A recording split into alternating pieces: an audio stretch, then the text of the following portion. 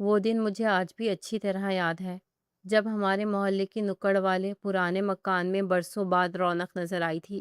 وہ مکان پچھلے کئی سالوں سے خالی پڑا تھا اور لوگ کہتے تھے کہ وہاں سیب کا سایہ ہے، اسی لیے کوئی اسے کرائے پر لینے کی ہمت نہیں کرتا تھا۔ لیکن اس اتوار کی دوپہر جب ایک بڑا سا ٹرک اس گھر کے سامنے آ کر رکا تو پورے محلے کی عورتیں اپنی اپنی کھڑکیوں سے جھانکنے لگی۔ میں بھی اپنی چھت پر کپڑے سکھانے کے بہانے کھڑی تھی اور نیچے کا منظر دیکھ رہی تھی۔ ٹرک سے پرانا اور بھاری بھرکم فرنیچر اتارا جا رہا تھا۔ بڑے بڑے صندوق تھے جن پر عجیب و غریب نشانات بنے ہوئے تھے۔ اسی دوران میری نظر اس پر پڑی۔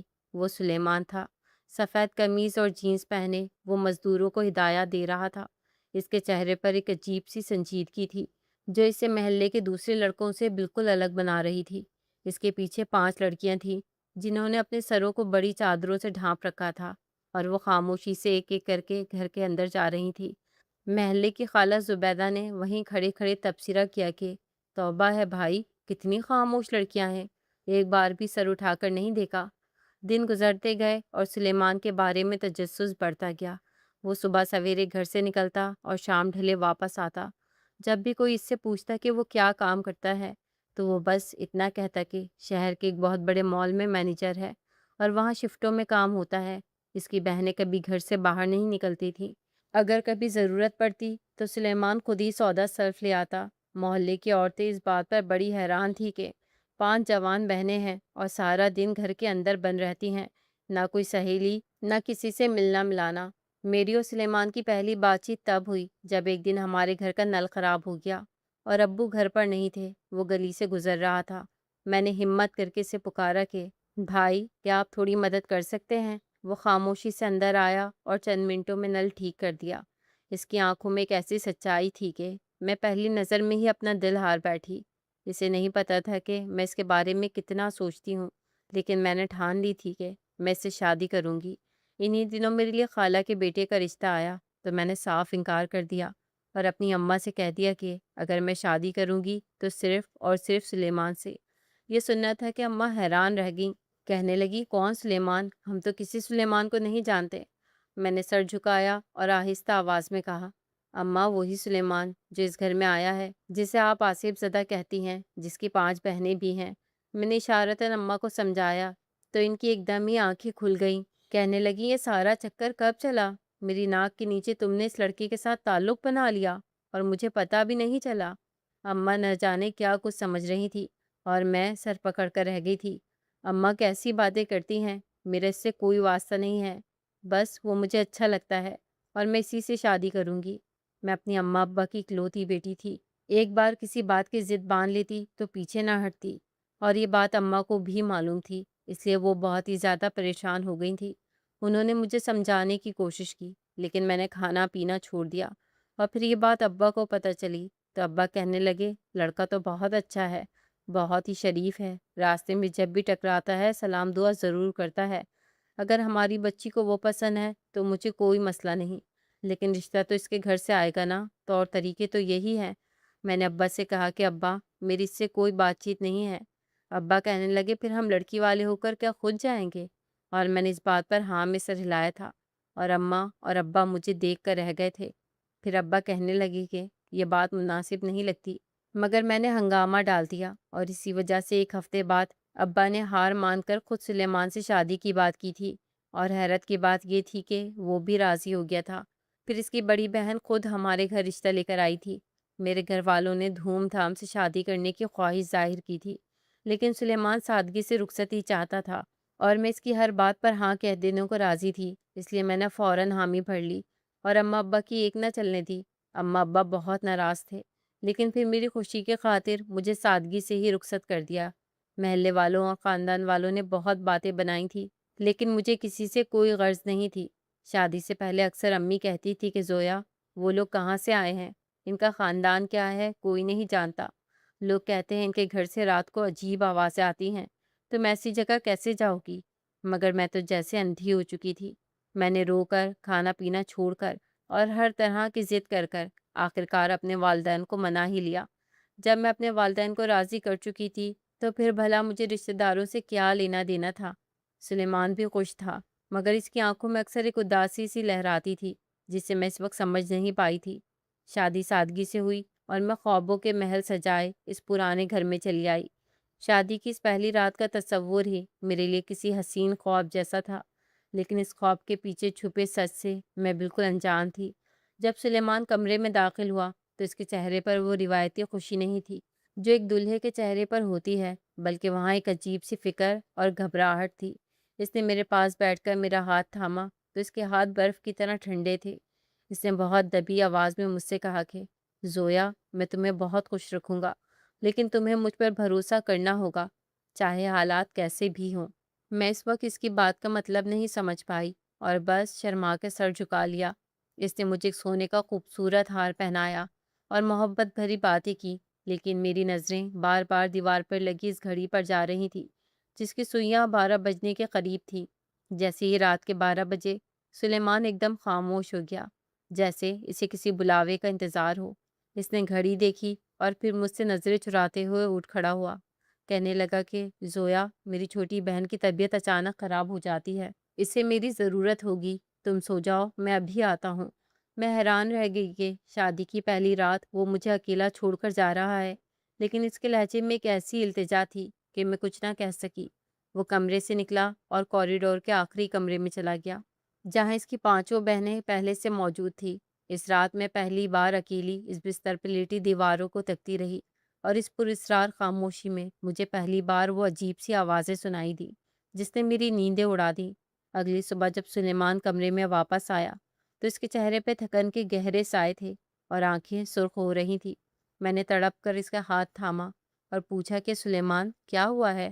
تم ساری رات کہاں تھے؟ اس نے ایک لمبی سانس لی اور میری نظروں سے نظریں چراتے ہوئے بہت دھیمے سے کہا کہ زویا، میں نے تمہیں بتایا تھا نا کہ چھوٹی بہن کی طبیعت ٹھیک نہیں رہتی، اسے دورے پڑتے ہیں اور ہم سب کو مل کر اسے سنبھالنا پڑتا ہے، بس اسی لیے دیر ہو گئی۔ اس کے لہجے میں ایسی بے چارگی تھی کہ میرا دل پگھل گیا اور میں نے مزید سوال کرنا مناسب نہ سمجھا۔ میں خود بھی رات بھر کی جاگی ہوئی تھی اور میرا سر بھاری ہو رہا تھا، اس لیے جب سلیمان نے مجھے پیار سے اپنے پاس بٹھایا تو میں نے اس کے بازو پر سر رکھ دیا اور پتہ ہی نہیں چلا کہ کب میری آنکھ لگ گئی۔ جب میری آنکھ کھلی تو سورج کی روشنی کھڑکی سے اندر آ رہی تھی اور سلیمان کمرے میں نہیں تھا۔ میں جلدی سے اٹھی اور منہ ہاتھ دھو کر باہر نکلی تاکہ ناشتہ بنانے میں نندوں کی مدد کر سکوں۔ جیسے ہی میں صحن میں پہنچی تو سامنے کا منظر دیکھ کر میرے قدم وہیں جم گئے۔ میری پانچوں نندیں باورچی خانے سے باہر نکل رہی تھیں، لیکن ان کی چال دیکھ کر میرا دل دہل گیا۔ وہ سب کی سب بری طرح لنگڑا کر چل رہی تھیں، جیسے ان کے پیروں کے تلوے زخمی ہوں یا پٹھوں میں شدید کھچاؤ ہو۔ سب سے چھوٹی نند تو دیوار کا سہارا لے کر ایک ایک قدم اٹھا رہی تھی اور اس کے چہرے پر کرب صاف ظاہر تھا۔ میں بھاگ کر ان کے پاس گئی اور پریشانی میں پوچھا کہ آپ سب کو کیا ہوا ہے؟ کیا سب کی طبیعت ایک ساتھ خراب ہو گئی ہے؟ بڑی نند کلثوم نے فوراً خود کو سنبھالا اور ایک مصنوعی مسکراہٹ کے ساتھ بولی کہ کچھ نہیں زویا، بس رات بھر جاگنے کی وجہ سے جسم ٹوٹ رہا ہے اور شاید فرش پر سونے سے پاؤں سن ہو گئے ہیں۔ تم فکر نہ کرو، ہم ٹھیک ہیں۔ مگر ان کے لہجے کی کپکپاہٹ سچ چھپا نہیں پا رہی تھی۔ وہ سب ایک دوسرے کو عجیب نظروں سے دیکھ رہی تھی، جیسے کوئی بہت بڑا راز ہو جو مجھ سے چھپایا جا رہا ہو۔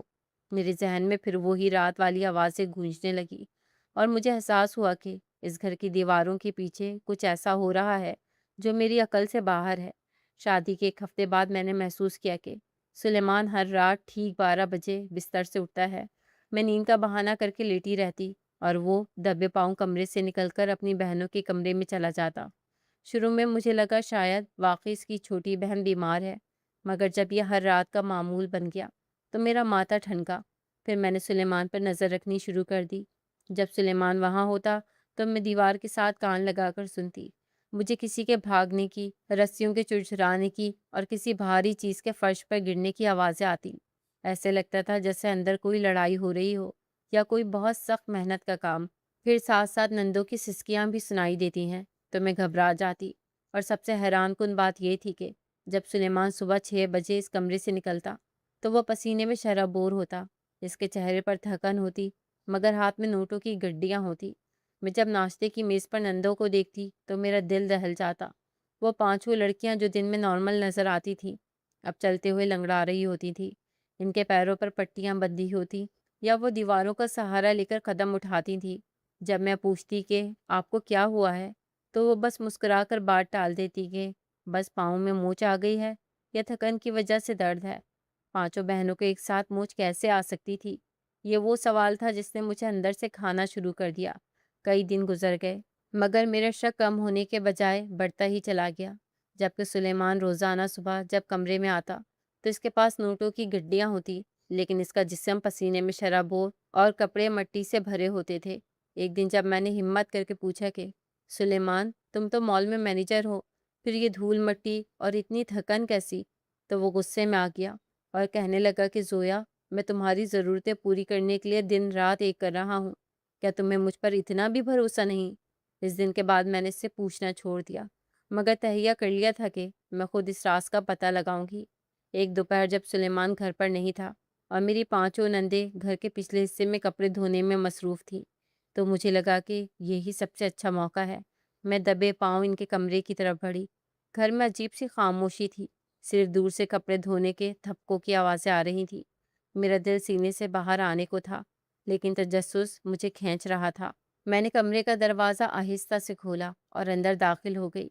दिन की रोशनी होने के बावजूद कमरे में एक पुरस्रार सी तारीकी महसूस हो रही थी, क्योंकि खिड़कियाँ मोटे पर्दों से ढकी हुई थी।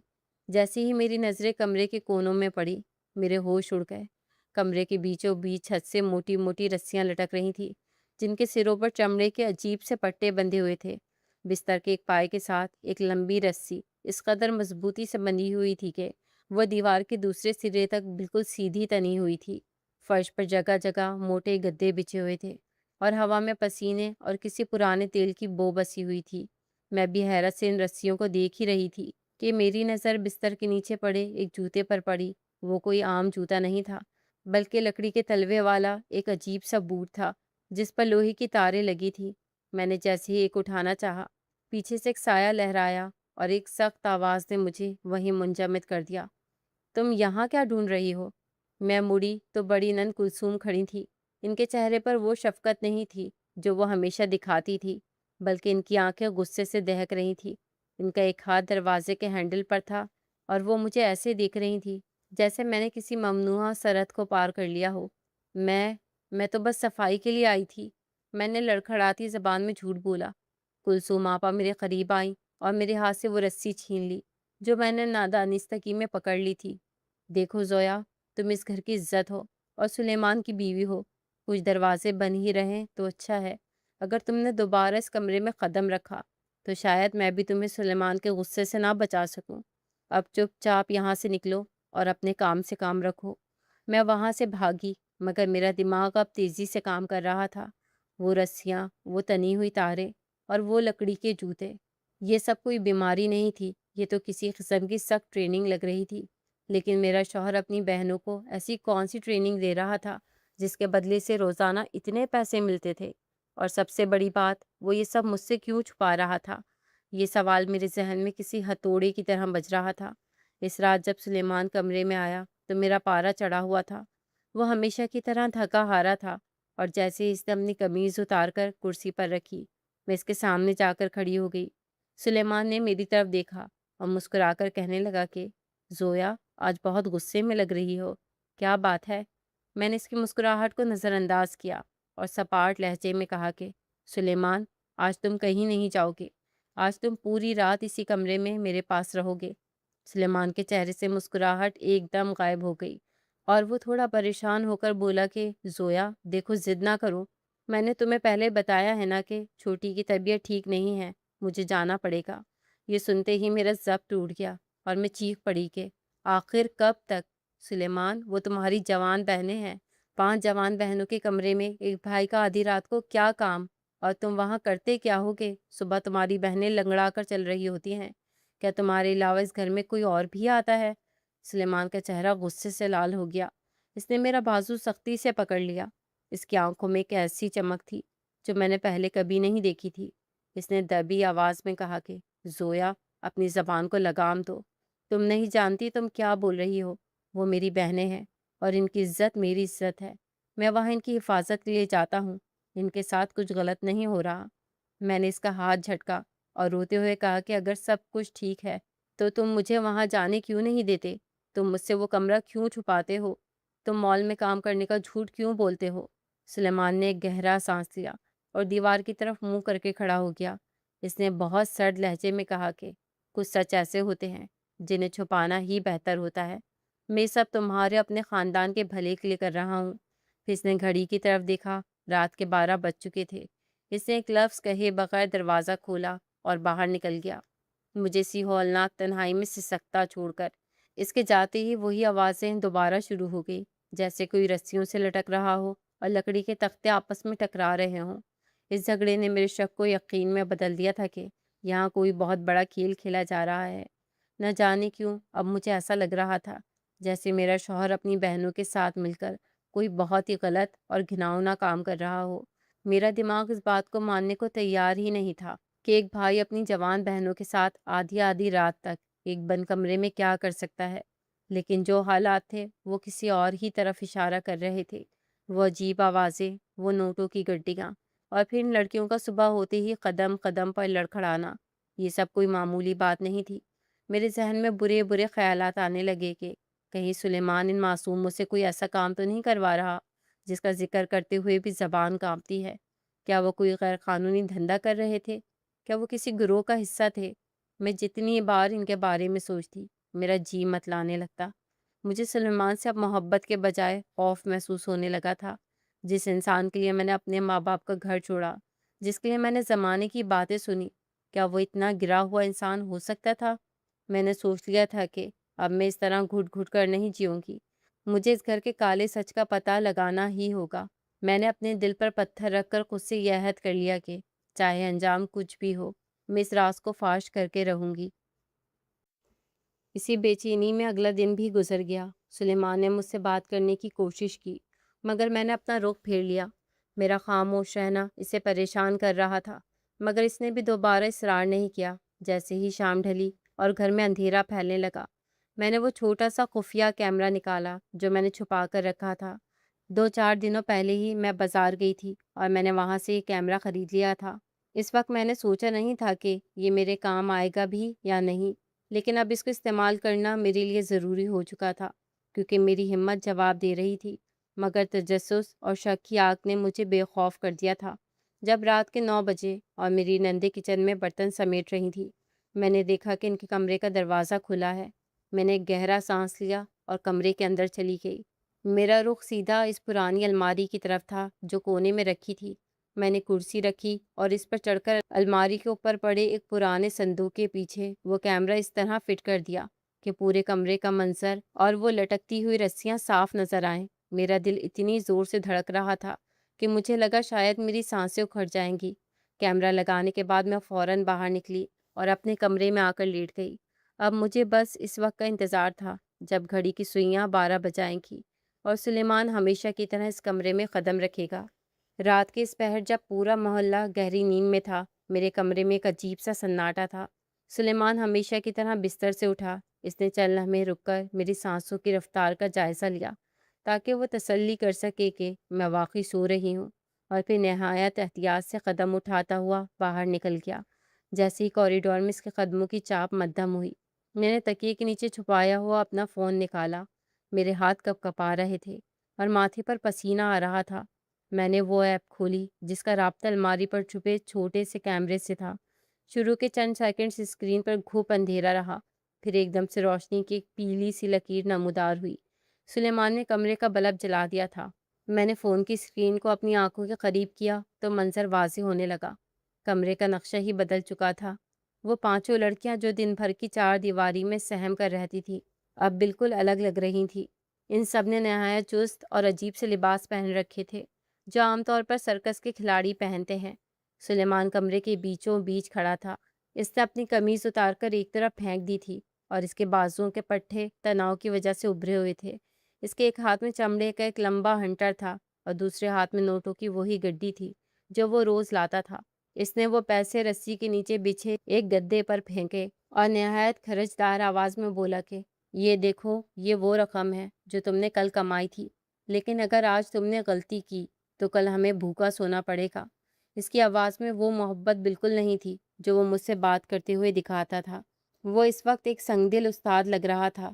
اس نے اشارہ کیا تو سب سے چھوٹی نن، جو مشکل سے 17 سال کی ہوگی، ایک دم سے تنی ہوئی رسی کی طرف بڑھی۔ وہ رسی زمین سے کافی بلندی پر تھی، لیکن اس لڑکی نے بڑی مہارت سے چھلانگ لگائی اور اس باریک سی ڈوری پر اپنے ننگے پیروں کو جما دیا۔ میں نے دیکھا کہ رسی کے رگڑنے سے اس کے تلوے لال ہو رہے تھے۔ وہ توازن برقرار رکھنے کے لیے ایک لمبا بانس تھامے ہوئی تھی۔ سلیمان نے زور سے ہنٹر فرش پہ مارا، جس کی آواز میرے فون کے اسپیکر سے اتنی تیز آئی کہ میں ڈر گئی۔ سلیمان چلایا کہ چلو تیز چلو، اب کلا بازی کھاؤ۔ وہ بچی کانپتے ہاتھوں سے رسی پر جھکنے لگی۔ اس کی پیشانی پر پسینے کے قطرے صاف نظر آ رہے تھے۔ اچانک اس کا توازن بگڑا اور وہ ایک کربناک چیخ کے ساتھ نیچے گری۔ میرا جی چاہا کہ میں چیخ ماروں، مگر میں نے اپنے منہ پر ہاتھ رکھ لیا۔ سلیمان اس کی طرف لپکا، اسے سہارا دینے کے لیے نہیں بلکہ اسے دوبارہ کھڑا کرنے کے لیے۔ اس نے اس کا بازو مروڑا اور غصے سے کہا کہ کلثوم، اسے دوبارہ اوپر چڑھاؤ۔ جب تک یہ صحیح سے کلا بازی نہیں کھائے گی اسے آرام نہیں ملے گا۔ باقی چاروں بہنیں بھی فارغ نہیں تھیں۔ وہ کمرے کے کونوں میں لٹکی ہوئی وزنی رسیوں پر اپنے جسموں کو جھلا رہی تھیں۔ ان کے بازوؤں پر رسیوں کے نشانات صاف نظر آ رہے تھے۔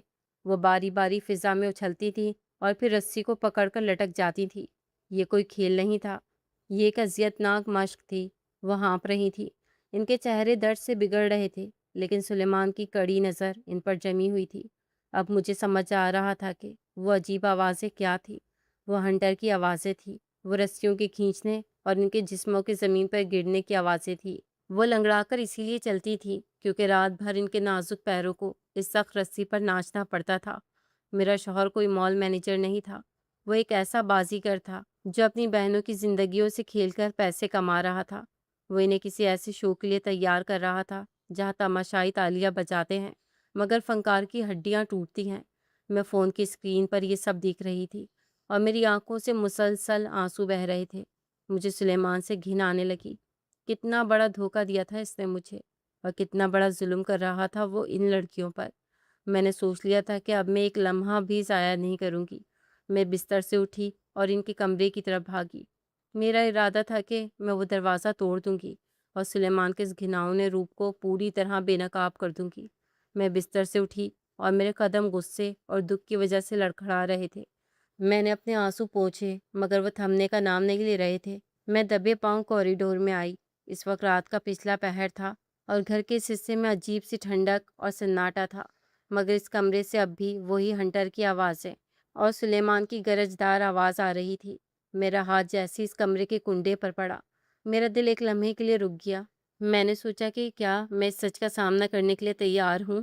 کیا میں سلیمان کو بھول پاؤں گی جس سے میں نے محبت کی تھی؟ مگر پھر مجھے وہ لنگڑاتی ہوئی بہنیں یاد آئیں اور میں نے پورے زور سے دروازے کو دھکا دیا۔ دروازہ اندر سے بند تھا۔ میں نے پاگلوں کی طرح اسے پیٹنا شروع کر دیا اور چیخ کر کہا کہ سلیمان، دروازہ کھولو، میں سب کچھ دیکھ چکی ہوں۔ سلیمان، دروازہ کھولو ورنہ میں محلے والوں کو بلا لوں گی۔ اندر ایک دم خاموشی چھا گئی۔ وہ آوازیں، وہ شور، سب کچھ تھم گیا۔ چند سیکنڈز بعد دروازہ کھلا اور سلیمان سامنے کھڑا تھا۔ اس کا سینہ پسینے سے چمک رہا تھا اور ہاتھ میں اب بھی وہ چمڑے کا ہنٹر تھا۔ مجھے دیکھتے اس کے چہرے کا رنگ اڑ گیا۔ اس نے جلدی سے ہنٹر پیچھے چھپانے کی کوشش کی مگر دیر ہو چکی تھی۔ میں اسے دھکا دے کر اندر داخل ہوئی۔ اندر کا منظر فون کی اسکرین سے کہیں زیادہ ہولناک تھا۔ کلثوم آپا ایک کونے میں بیٹھی اپنی چھوٹی بہن کے پاؤں پر پٹی باندھ رہی تھی جس سے خون رس رہا تھا۔ دوسری تینوں بہنیں رسیوں سے لٹکتے لٹکتے وہیں فرش پر ڈھیر ہو گئی تھیں اور بری طرح ہانپ رہی تھیں۔ کمرے میں پھیلی پسینے اور خون کی بوندیں میرا دم گھونٹنا شروع کر دیا تھا۔ میں نے سلیمان کا گریبان پکڑ لیا اور چلائی کہ تم انسان ہو یا کوئی درندے؟ یہ تمہاری بہنیں ہیں سلیمان، یہ معصوم لڑکیاں ہیں۔ تم انہیں اس طرح تڑپا کر، ان کا خون بہا کر پیسے کماتے ہو؟ کیا یہی تمہاری مال کی نوکری ہے؟ کیا اس لیے تم مجھے اس کمرے سے دور رکھتے تھے؟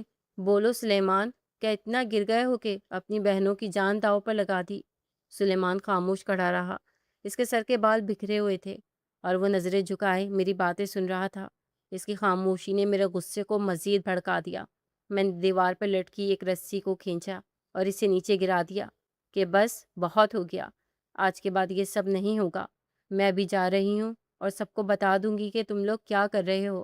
جیسے ہی میں مڑی، کلثوم آپا نے میرا راستہ روک لیا۔ ان کی آنکھوں میں غصہ نہیں بلکہ ایک ایسی التجا تھی کہ میرے قدم وہیں جم گئے۔ انہوں نے روتے ہوئے کہا کہ نہیں زویا، ایسا مت کرنا، تم سلیمان کو غلط سمجھ رہی ہو، یہ سب وہ اپنی خوشی سے نہیں کر رہا، یہ ہماری مجبوری ہے۔ میں نے تیکھے لہجے میں پوچھا کہ کیسی مجبوری؟ کیا پیسے کمانے کے لیے اپنی بہنوں کو مارنا اور انہیں رسیوں پر نچانا مجبوری ہے؟ اس سے بہتر تھا کہ تم لوگ بھیک مانگ لیتے۔ تب سلیمان پہلی بار بولا۔ اس کی آواز بھرائی ہوئی تھی۔ اس نے فرش پہ پڑے نوٹوں کی طرف اشارہ کیا اور کہا کہ زویا، تمہیں کیا لگتا ہے مجھے یہ سب کر کے خوشی ملتی ہے؟ کیا تمہیں لگتا ہے کہ جب میری بہنیں رسی سے گرتی ہیں تو میرے دل پر چوٹ نہیں لگتی؟ اس نے اپنے ہاتھ میری طرف کیے جو رسیوں کو کھینچ کھینچ کر زخمی ہو چکے تھے۔ اس نے بتایا کہ زویا، میرے باپ نے ان لوگوں سے بہت بڑا قرض لیا تھا جو اس شہر کے اندھیرے حصوں میں غیر قانونی کھیل کرواتے ہیں۔ وہ لوگ ساہوکار نہیں ہیں، وہ موت کے سوداگر ہیں۔ جب ابا انتقال کر گئے تو وہ قرض میرے اور ان 5 بہنوں کے سر آ گیا۔ انہوں نے ہمیں دھمکی دی تھی کہ یا تو ہم یہ قرض اتاریں یا پھر وہ میری 5 بہنوں کو اٹھا کر لے جائیں گے۔ میں سکتے میں رہ گئی۔ سلیمان کی آنکھوں سے آنسو بہنے لگے۔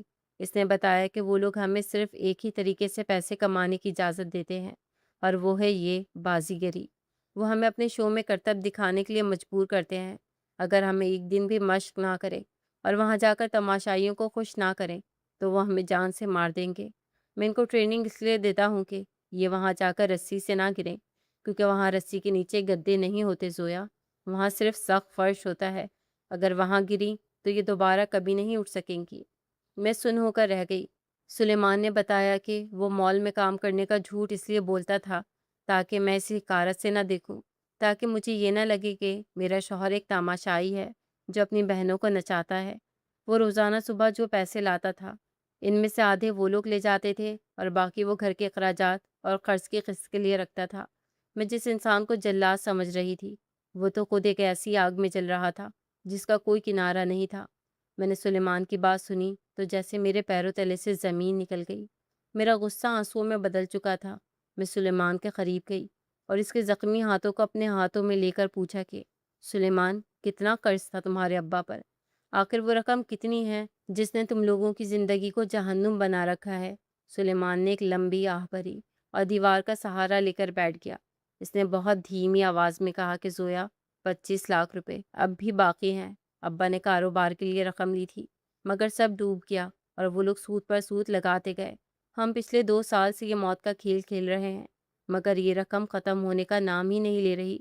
میں نے اپنی زندگی میں کبھی اتنی بڑی رقم کا نہیں سوچا تھا۔ میں نے چند لمحے کو سوچا اور پھر فیصلہ کر لیا۔ میں نے سلیمان کی آنکھوں میں آنکھیں ڈال کر کہا کہ سلیمان، بس بہت ہو گیا۔ آج کے بعد میری کوئی بھی نن اس رسی پر نہیں چڑھے گی۔ آج کے بعد تم یہ ہنٹر نہیں اٹھاؤ گے۔ میرے مائکے والوں نے میری شادی پر مجھے بہت سارا زیور دیا ہے۔ وہ سارا سونا تمہاری دی ہوئی اس اذیت سے زیادہ قیمتی نہیں ہے۔ تم وہ سارا زیور لے جاؤ، اسے بیچو اور ان درندوں کا قرض چکا کر اپنی بہنوں کو اس قید سے آزاد کرواؤ۔ سلیمان نے حیرت سے میری طرف دیکھا اور فوراً انکار کر دیا کہ نہیں زویا، ہرگز نہیں، وہ تمہارا زیور ہے، تمہارے ماں باپ کی نشانی ہے۔ میں اتنا گرا ہوا انسان نہیں ہوں کہ اپنی بیوی کے زیور پہ عیش کروں۔ یہ میرا اور میری بہنوں کا نصیب ہے، ہم اسے خود ہی جھیلیں گے۔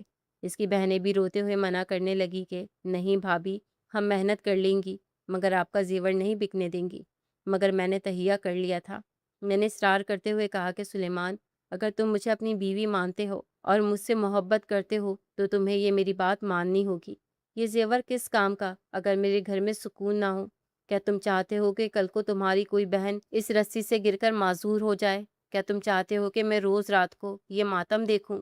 میں نے زبردستی سلیمان کو قائل کیا اور اپنے کمرے سے زیور کا وہ بھاری ڈبہ نکال لائی جو میری ماں نے برسوں کی جمع پونجی سے بنایا تھا۔ اگلے دن سلیمان وہ زیور لے کر گیا اور جب شام کو واپس آیا تو اس کے چہرے پر وہ دھکن اور ڈر نہیں تھا جو میں روز دیکھتی تھی۔ اس کی آنکھوں میں سکون کے آنسو تھے۔ اس نے آ کر بتایا کہ زویا، قرض اتر گیا ہے اور وہ لوگ اب کبھی ہمیں تنگ نہیں کریں گے۔ ہم نے مل کر وہ ساری رسیاں کاٹ دی اور وہ لکڑی کے تختے جلا دیے جو اذیت کی علامت تھے۔ اس رات ہم سب پہلی بار سکون سے سوئے تھے۔ سلیمان اب سچ مچ ایک چھوٹی سی نوکری کرنے لگا تھا اور اس کی بہنیں اب لنگڑا کر نہیں چلتی تھیں بلکہ وہ اب ہنستی مسکراتی گھر کے کام کرتی تھی۔ میں نے اپنا زیور تو کھو دیا تھا مگر میں نے ایک ٹوٹا ہوا خاندان بچا لیا تھا۔ سلیمان کی آنکھوں میں اب میرے لیے جو عزت اور محبت تھی، وہ دنیا کے کسی بھی مہنگے زیور سے زیادہ قیمتی تھی۔